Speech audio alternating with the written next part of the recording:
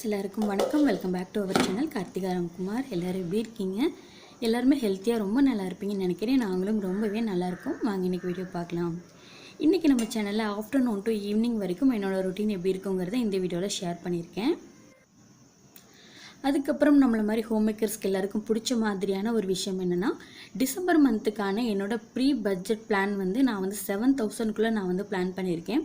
So என்னென்ன மாதிரியான விஷயங்கள் நான் பிளான் பண்ணியிருக்கேங்கிறத நம்ம இப்போ பார்த்துடலாம். இப்போ ஆஃப்டர்நூன் லன்ச் பார்த்திங்கன்னா ரொம்ப சிம்பிளாக தான் பண்ணியிருந்தேன். ரசம், அதுக்கப்புறம் பூசணிக்காய் பொரியல். ஏன்னா நானும் அம்மாவும் மட்டும்தான் அப்படிங்கிறதுனால சிம்பிளாக லன்ச் ப்ரிப்பேர் பண்ணியாச்சு. ஸோ அதுக்கப்புறம் ஒரு ஈவினிங் வரைக்கும் ரெஸ்ட்டு தான் எடுத்தேன். ஒரு 4:30க்கு அதுக்கப்புறம் திரும்பவும் எழுந்து அப்படியே ரிஃப்ரெஷ் ஆக ஸ்டார்ட் பண்ணிவிட்டு, ரிஃப்ரெஷ் ஆனதுக்கப்புறம் இன்றைக்கி போய் கொஞ்சம் மாவாட்டுற வேலையெல்லாம் இருக்குது. மாவாட்டினம், அதுக்கப்புறம் இந்த வாரத்துக்கு தேவையான தேங்காய்லாம் திருகி எடுத்து வைக்கணும். ஸோ அந்த மாதிரி வேலை, சின்ன சின்ன வேலையெல்லாம் இருக்குது. ஸோ அதனால் அப்படியே அந்த ஒர்க்கை நம்ம ஸ்டார்ட் பண்ண வேண்டியது தான். ஸோ தலையெல்லாம் சீவிட்டு எப்பவும் போல் ஃப்ரெஷ் ஆகிட்டு, இந்த சந்தனம் பார்த்திங்கன்னா நான் தங்கச்சி ஊர்லேருந்து வாங்கிட்டு வந்திருந்தேன். பட் நிறைய டிபார்ட்மெண்டல் ஸ்டோர்லலாம் கிடைக்கிது. பட் ரொம்ப நல்லாயிருக்கு, நல்ல வாசனையாக இருக்குது. பட் இதில் என்ன ஒரு ஸ்பெஷல்னு பார்த்தீங்கன்னா, இதில் தண்ணி அவங்களே கலந்து வச்சுருக்காங்க. நம்ம அப்பப்போ எடுத்து நம்ம கையில் போட்டு தண்ணியெலாம் கலக்கணும் அப்படிங்கிறது அவசியம் இல்லை. தண்ணி அவங்களே கலந்து வச்சுருக்காங்க. இது நான் தேனியில் தேனி போயிருக்கும்போது தங்கச்சி வாங்கி கொடுத்துருந்தாங்க. அங்கே ஒரு லோக்கல் ஷாப்பில் கிடைக்கிது. ஸோ அங்கே தங்கச்சி வாங்கி கொடுத்துருந்தாங்க. அப்படியே ஒரு குச்சி எடுத்து நம்ம வச்சுக்கிட்டோம் அப்படின்னா ரொம்ப கன்வீனியண்ட்டாக ஈஸியாக இருக்குது. அதுவும் இல்லாமல் இந்த சந்தனம் பார்த்திங்கன்னா ரொம்ப நல்ல வாசனையாக இருக்குது, ரொம்ப ஃப்ராக்னன்ஸாக இருக்குது. ஸோ நம்ம மோந்து பார்த்தோம் அப்படின்னாலே ரொம்ப நல்ல இந்த வாசனையாக இருக்குது. யூஷுவல் எப்பவும் போல் நல்லா ஃப்ரெஷ் ஆகிட்டு இப்போ கையோடு நம்ம போய் மாவாட்டுறதுக்கு ஸ்டார்ட் பண்ணணும். மாவாட்டுற கேப்பில் பார்த்திங்கன்னா ஃபஸ்ட்டு தேங்காய் திருகணும். ஏன்னா இந்த வாரத்துக்கு தேங்காய் அப்பப்போ எடுத்து திருகிட்டு இருக்கிறது கொஞ்சம் சிரமமாக இருக்குது. அதனால் தேங்காய் திருகிட்டு அதுக்கப்புறம் தான் மாவாட்ட ஸ்டார்ட் பண்ணணும்.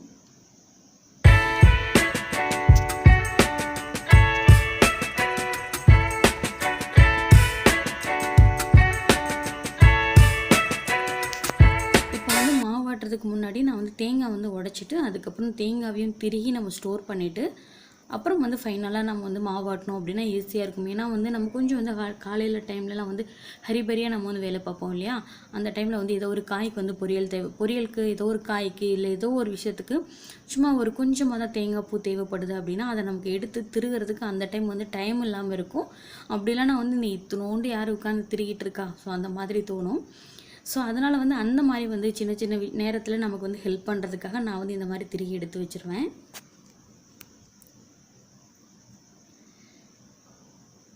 நல்ல பெரிய தேங்காவாக தான் கிடச்சிது. ஒரு தேங்காய் ரேட்டு பார்த்திங்கன்னா 22 ரூபா. ஸோ ரெண்டையும் நல்லா உடைச்சிட்டு நல்லா திருகி எடுத்து வச்சிடலாம்.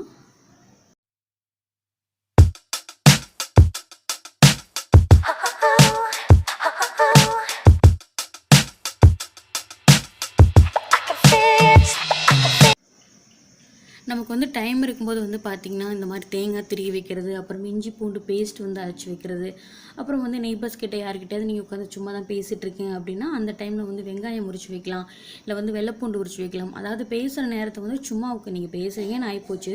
நீங்கள் வெறுமனே பேசுகிறதுல எதுவுமே நமக்கு நடந்துட போகிறது இல்லை. ஸோ எதுவும் மாறப்போகிறதும் இல்லை.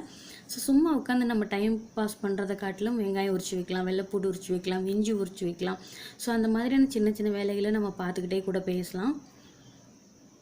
இப்போ நான் மாவாட்டுறதுக்கு முன்னாடி பார்த்திங்கன்னா தேங்காய் நான் 2 முறையும் நான் திருகி எடுத்துட்டேன். இப்போ கையோடு நம்ம உளுந்து போட்டு விட்டுடலாம். ஸோ உளுந்து போடுறதுக்கு முன்னாடி நான் தேங்காய் ஃபுல்லாக கலெக்ட் பண்ணி ஒரு ஏர் டைட்டான கண்டெய்னரில் போட்டு நான் ஃப்ரிட்ஜில் ஸ்டோர் பண்ணி வச்சுருவேன். நம்ம ஃப்ரீசர்லேயும் உள்ளே வச்சுக்கலாம். அப்படி இல்லை அப்படின்னா சும்மா நம்ம நார்மல் கூலிங்கில் கூட நம்ம வைக்கலாம். பட் நான் பார்த்திங்கன்னா ரொம்ப நாள் வச்சு யூஸ் பண்ணுற மாதிரி இருந்தது அப்படின்னா ஃப்ரீசரில் வச்சுக்குவேன். ஒரு 4 நாள் 3 நாளைக்கு தான் வேணும் அப்படின்னா நான் நார்மல் கூலிங்லேயே நான் வச்சு யூஸ் பண்ணிக்குவேன்.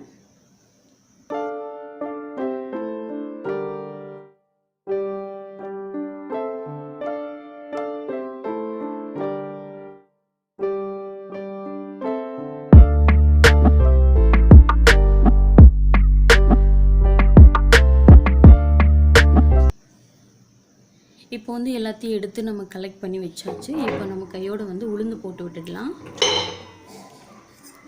இப்போ நான் எந்த மாதிரி பிளான் பண்ணுவேன் அப்படின்னா, இப்போ ஒரு வாரத்துக்கு நான் மாவாட்டேன்னு வச்சுக்கோங்களேன்.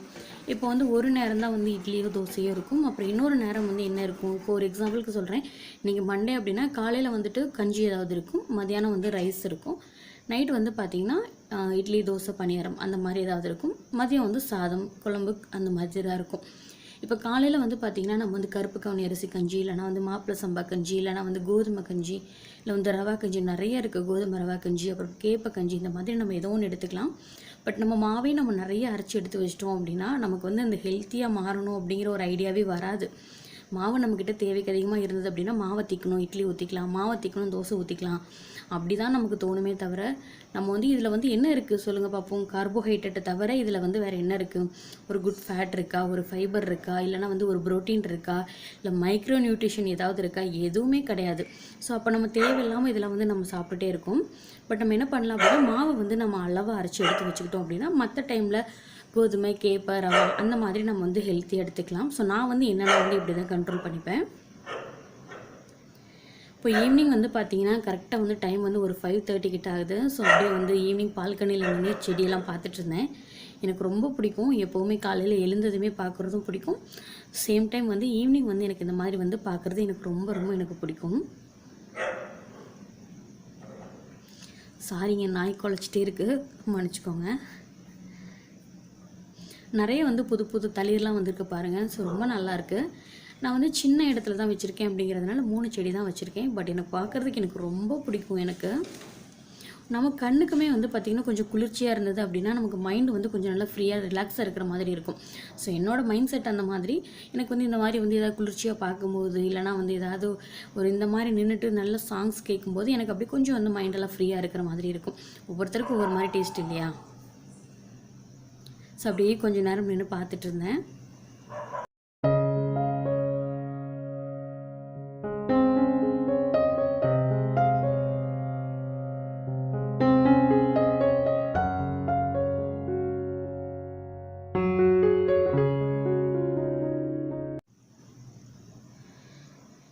அப்புறம் வந்து ஸோ அம்மா வந்து காஃபி கேட்டாங்க. ஸோ எனக்கு வந்து பிளாக் காஃபி போட்டிருந்தேன், அம்மாவுக்கு வந்து நார்மல் வந்து பால் காஃபி போட்டிருந்தேன். பாலெல்லாம் கையோடு போட்டு முடிச்சுட்டு ஸோ காஃபிலாம் குடிச்சு முடிச்சுட்டேன். அதுக்கப்புறம் கொஞ்சம் நேரம் வந்து அப்படி நெய்பர்ஸ் கூட வந்து டைம் வந்து ஸ்பெண்ட் பண்ணேன், அவ்வளோதான். ஸோ நான் வந்து ஃபுல் டைம் வந்து எப்போவுமே வந்து ஒர்க் பண்ணிகிட்டே இருக்க மாட்டேன். ஃப்ரெண்ட்ஸ் கூட கொஞ்சம் நேரம் பேசுவேன், இல்லை ஊர்லேருந்து ரிலேஷன் இல்லைனா வந்து ஃப்ரெண்ட்ஸ் யாராவது கால் பண்ணாங்கன்னா அவங்க கூட பேசிகிட்டு இருப்பேன். ஸோ அந்த மாதிரி பேசிகிட்டே வந்து பார்த்திங்கன்னா சைட் பை சைட் வந்து எல்லா ஒர்க்கும் நான் வந்து பார்த்து முடிச்சிட்டேன், மாவாட்டி முடிச்சிட்டேன். அதே மாதிரி மாவு வந்து கொஞ்சம் எடுத்து ஃப்ரிட்ஜில் வச்சுட்டு பேலன்ஸ் வந்து காலையில் வந்து தோசை ஊற்றுறதுக்காக நான் வந்து இந்த மாதிரி ஒரு பாத்திரத்தில் எடுத்து வச்சுட்டேன். கையோடு அந்த பக்கம் வந்து பாலையும் வந்து காய்ச்சி முடிச்சுட்டு கவுண்டர் டாப் எல்லாத்தையும் நான் க்ளீன் பண்ணிவிட்டேன். அண்ட் தென் ஃபைனல் ஒர்க் வந்து பார்த்திங்கன்னா பாத்திரம் எல்லாத்தையும் கழுவி வச்சுட்டேன். எனக்கு வந்து ரொம்ப ரொம்ப பெரிய டாஸ்க் என்னன்னு வந்து பார்த்திங்கன்னா பாத்திரம் கழுவுறது, துணி துவைக்கிறது. இதுதான் வந்து எனக்கு ரொம்ப பெரிய விஷயமா எனக்கு தெரியும்.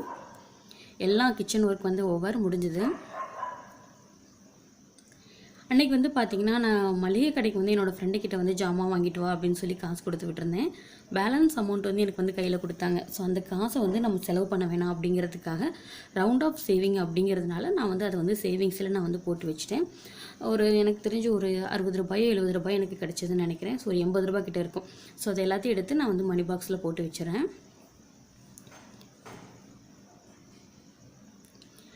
எனக்கு வந்து பார்த்திங்கன்னா ஹஸ்பண்ட் வந்து இங்கே இருந்தாங்க அப்படின்னா டெய்லி வந்து கடைக்கு ஏதாவது போவாங்க, டீ குடிக்க போவாங்க. ஸோ அந்த மாதிரி ஏதாவது போகும்போது அவங்களுக்கு வந்து சேஞ்ச் வந்து கிடச்சிட்டே இருக்கும். இப்போ நான் மட்டும்தான் அப்படிங்கிறதுனால நான் தனியாக வந்து டெய்லியும் கடைக்கு போகிறது அதெல்லாம் வந்து இப்போ நமக்கு தேவையில்லாத வேலை இல்லையா? ஸோ எப்போவாது தேவை அப்படின்னா மட்டும் போவேன். அந்த டைமில் கிடைக்கிற சேவிங்ஸ் எடுத்து போடுவேன். இந்த மாதிரி ஃப்ரெண்ட்ஸ் கிட்ட ஏதாவது கொடுத்து விடுறேன் அப்படின்னா அதில் கிடைக்கிற சேவிங்ஸும் எடுத்து போட்டுருவேன். இப்போ வந்து கையோட வந்து பால் சாப்பிட்டுட்டு துணி வந்து கொஞ்சம் இருக்குது. ஸோ அதை மட்டும் மடித்து வைப்பேன். டைம் இருந்ததுன்னா மடித்து வைப்பேன், இல்லைனா வந்து காலையில் தான் மடிச்சுப்பேன். ஸோ என்னோடய ஃபேவரட் மூவி போட்டிருந்தாங்க, ரட்சகன் மூவி போட்டிருந்தாங்க. ஸோ அது அப்படியே ஓடிட்டு இருந்தது. இப்போ வந்துட்டு நம்ம ஃபைனலாக வந்துட்டு என்னோடய டிசம்பர் மந்த்துக்கான பட்ஜெட் பிளான் வந்து பார்த்துடலாம். ஸோ நான் வந்து எவ்வளோ பிளான் பண்ணியிருந்தேன் அப்படின்னா 7,000க்குள்ளே தான் நான் வந்து பிளான் பண்ணியிருந்தேன். ஸோ என்னென்ன வந்து லிஸ்ட் அவுட் பண்ணியிருக்கேன் அப்படிங்கிறத நான் காட்டுறேன் உங்களுக்கு. இது வந்து ஜஸ்ட் ஒரு சிம்பிளாக வந்து ஒரு பேசிக்காக நான் வந்து எழுதி வைப்பேன். பட் அதுக்கப்புறம் வந்து இந்த மாதிரி ஒரு டைரியில் அதை வந்து நான் மாற்றி எழுதி வச்சுருவேன். ஏன்னா எனக்கு அப்போ தான் எனக்கு தெரியும் நம்ம என்ன பண்ணுறோம், என்ன கொடுக்குறோம் அப்படிங்கிறது நமக்கு தெரியும். ஏன்னா இந்த பழக்கம் இல்லாததுனால தான் நான் எவ்வளோ கடன் பட்டேன் அப்படிங்கிறது இதுக்கு முன்னாடி ஒரு பெரிய லிஸ்ட்டே நான் வந்து சொல்லியிருந்தேன். மணி சேவிங் ஐடியாஸ்ன்னு சொல்லி தனியாக ஒரு ப்ளேலிஸ்ட்டே இருக்குது. நான் டிஸ்கிரிப்ஷன் பாக்ஸ்லேயும் நான் கொடுக்குறேன். உங்களுக்கு வேணும்னா நீங்கள் செக் அவுட் பண்ணி பாருங்கள். முதல்ல வந்து நம்ம பட்ஜெட் போடுறதுக்கு கற்றுக்கோங்க, அதுதான் வந்து மெயின். ஏன்னா நான் வந்து கற்றுக்கிட்ட ஒரு பெரிய பாடம் என்ன, இந்த கடன் படுறதுக்கு ஒரு பெரிய ரீசன் என்ன அப்படின்னு வந்து பார்த்திங்கன்னா பட்ஜெட் வந்து போடாமல் நான் வந்து இத்தனை நாள் வந்து ஃபேமிலி ரன் பண்ணது தான். ஸோ அது வந்து ரொம்ப ரொம்ப ரொம்ப ரொம்ப ஒரு தப்பான ஒரு விஷயம். பட்ஜெட் போடுங்க. ஜீரோவில் தான் வந்து ஃபைனலாக கணக்கு முடியுது அப்படின்னாலும் கூட பட்ஜெட் போடுங்க. இந்த வருஷம் இந்த மாதம் ஜீரோவில் முடியுது அப்படின்னா நீங்கள் எங்கே தப்பு பண்ணியிருக்கீங்க, எங்கே செலவு, எங்கே வரவு, எது தேவை, எது தேவையில்லாமல் பண்ணியிருக்கோம் அப்படிங்கிறது நமக்கு அந்த ஃபைனலாக நமக்கு அந்த பட்ஜெட் பார்க்கும்போது தான் நமக்கே தெரியும். அதே மாதிரி டெய்லியும் நீங்கள் போகிற செலவை, பண்ணுற செலவை நீங்கள் வந்து எழுதி வைங்க. அப்போ தான் நீங்கள் மாத கடைசியாக பார்க்கும்போது நீங்கள் எதை தேவையாக பண்ணியிருக்கீங்க, எதை வந்து அன்னெசரியாக தேவையில்லாமல் பண்ணியிருக்கீங்க அப்படிங்கிறது நமக்கு தெரியும். இல்லை நமக்கு கையில் தானே இருக்குது நம்ம கொடுத்துடலாம் அப்படின்னு சொல்லிட்டு போயிட்டே இருந்ததுன்னா நமக்கு கண்டிப்பாக ஒன்றுமே தெரிய வாய்ப்பே இல்லை. 13 லட்சங்கிறது 14 மாறும், 14 15 மாறும். ஸோ இப்படி தான் போயிட்டுருக்கும். இப்போ ஃபைனலாக வந்து பார்த்திங்கன்னா நான் வந்து லிஸ்ட் அவுட் போட்டு எழுதி வச்சுட்டேன். என்னென்ன அப்படிங்கிறத நான் வந்து பிரித்து எழுதி வச்சுருக்கேன். நான் என்னென்ன எழுதி வச்சுருக்கேன் அப்படிங்கிறத உங்களுக்கு நான் வந்து காட்டுறேன் பாருங்கள்.